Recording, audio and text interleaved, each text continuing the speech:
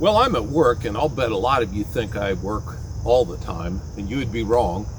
And a lot of you probably think I work quite a lot, and you'd be right. But there are times where I go home and tell Mrs. East Terminal Railway, we're going out of town. And on a recent trip, actually kind of a romantic getaway, I did a little bit of train watching.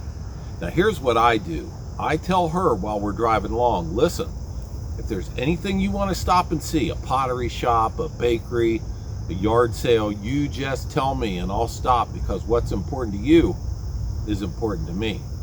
Well, coded in that is, if we see tracks, I'm stopping. Well, my favorite kind of rail fanning is terminal railway, oftentimes called last mile railway. And the reason I like that is because it's where daily you try and make the customer glad that he chose rail over truck. Now, I got some trucker friends out there, I'm sure probably, but let me tell you what, there's X amount of freight out there and we're coming for it. And by us, I mean rail. We're coming for it. We want that freight.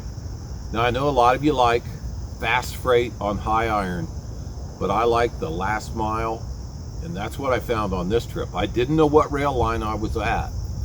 Got looking around. I do regret there's a little bit of wind noise, and I was holding the camera in portrait style for some of it. I wish I hadn't been doing that.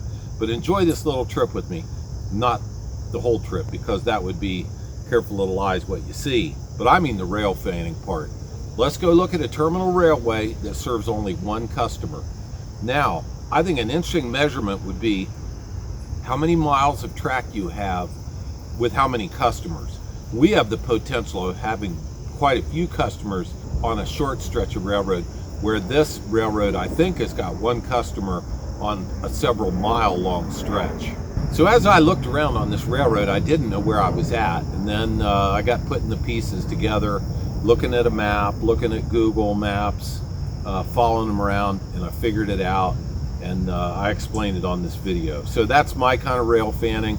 I'm not trying to replace delay and block or distance signal. They do a far better job than I do. But if you get a kick out of terminal railroading and that last mile, you'll probably like this video. Big news coming up next week. And I think I've got some other exciting news about the locomotive. Always appreciate you watching. Thank you. See you again.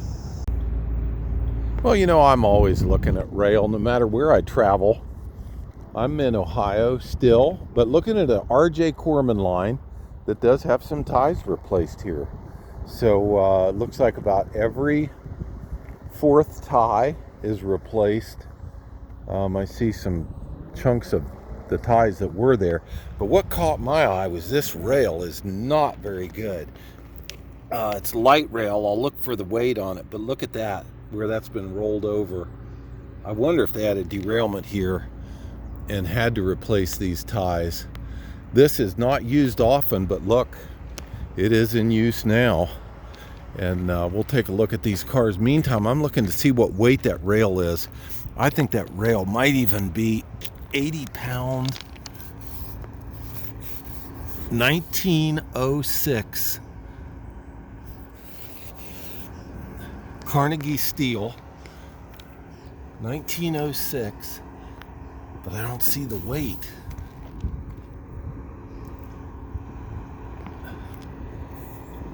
Boy, you guys correct me if that's not what I'm reading, but that's sure what it looks like.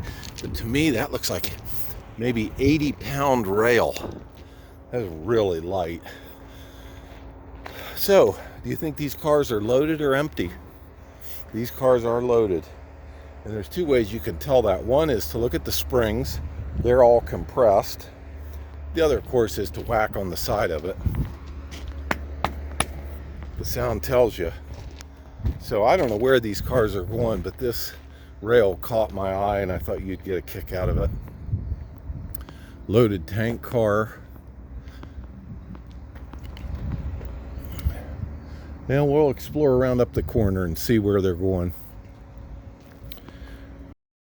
Well, the cars I just showed you a little bit were in staging for this Frito-Lay plant. And I did want to show you, there are a lot of ways to move rail cars. This is one that would be effective has got some operational issues, but it's the back of a very nice new Cat. It does not have high rail gear. It does not borrow or transfer weight. It just uses tractive effort. On the front, they've got a bucket, so they use it for other jobs. But if you're just shifting cars back and forth on this little stretch right here, it'd be ideal for that. So I don't blame them. It's a multi-purpose machine. You got Cat parts and support. So in some ways better than a trackmobile or a shuttle wagon. Now that hill right there, I don't think I would do that hill with that machine. That's probably the railroad brings them up in here, and then once they're here, they just move them pocket to pocket with that. See what I mean? Here's the unloading spot, and once you unload a car, you got to move it to get to the next point. This has 3 hoppers, so you'd have to move it 3 times per car. There's the gate opener. There's where they're dumping right down into. Probably not very good. There's the pit that has a conveyor. So that car has to be moved 3 times. These 2 cars take 6 moves. So that's what's going on there. This is a Frito-Lay plant. I believe they make a multiple of products here. There are tank cars which probably have oil for cooking your Fritos or Tostitos. I like the Flamin' Hot Cheeto, not the puffed ones, but the ones that are kind of shriveled up and harder. Those are some good stuff. So here's a little quick tour to a plant. By the way, this is R.J. Corman line in Wooster, Ohio. Used to be Norfolk Southern. Probably the traffic got to the point where there was just one customer, and then it went on the block to be sold, and R.J. Corman got it. Not unlike what we bought, except for we have no customers. So there's the difference. Here's the revenue. We are looking for revenue. Yeah, appreciate you being with me today. Beautiful day, not too hot really. Got Mrs. East Terminal with me, and we've been listening to smooth jazz and eating baked goods from Amish country, drinking some pretty good coffee too. Talk to you again. So I'm back where these cars were stored. Now I know who they're for. They're for Frito-Lay, and the Frito-Lay plant is down that line right there. Now this, boy, here's where they've had drainage problems. That's like the East Terminal Railway, huh? And here is an example of a brand new switch tie installed. Hopefully this is what you're going to be seeing on our railroad soon. But see how that goes all the way? I hope that wind isn't too much. Here's another one. So it spans all of the tracks on both sides of the switch. This is I don't know the number of this turnout, but turnouts are rated in numbers, which tells you how sharp of a turn it is coming off of what would be called the main line. So yep, they've been doing some track work here, and I wanted to explain to you what this is that we're looking at is actually a Y. So you could take that little string of cars right there, those 4 cars, up around the curve that way, and then come back over there and be facing the other way. In railroad terminology, that's a Y.